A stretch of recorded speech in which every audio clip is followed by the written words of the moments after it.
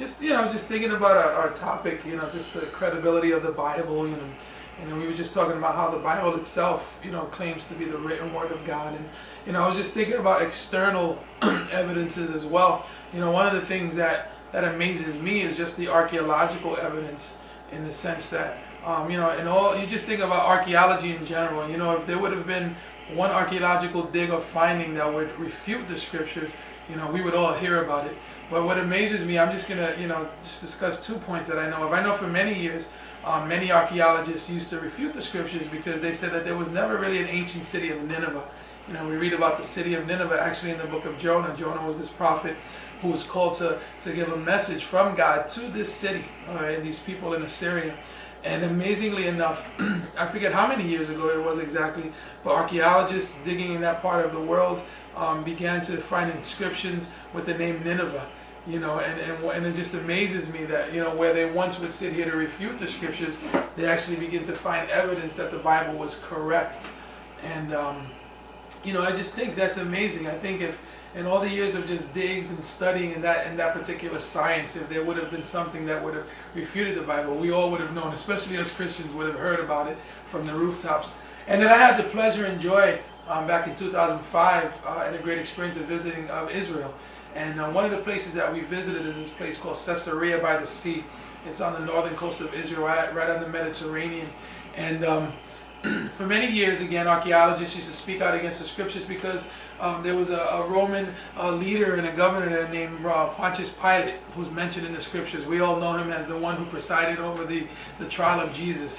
He washed his hands and he asked Jesus that famous question, well, what is truth? And for many years, people would refute the scriptures because they said there was no evidence that this man, Pontius Pilate, existed.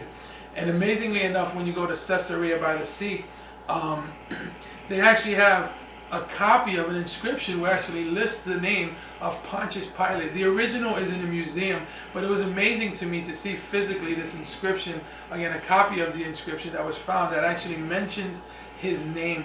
And it just amazes me that, again, it's further proof that when the Bible was written, it was written in great detail.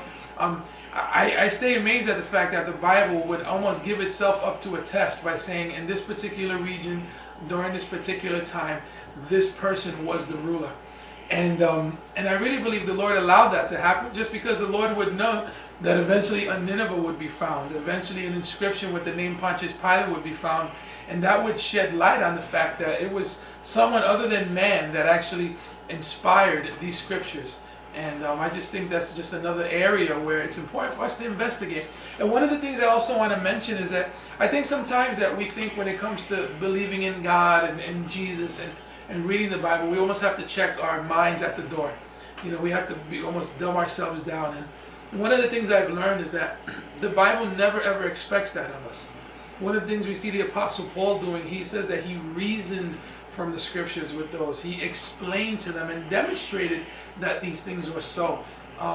In the book of Acts, it talks about how the writer of the book of Acts wanted to present the fact that there were many infallible proofs that Jesus Christ is who he says he is, and that he did what he said he did.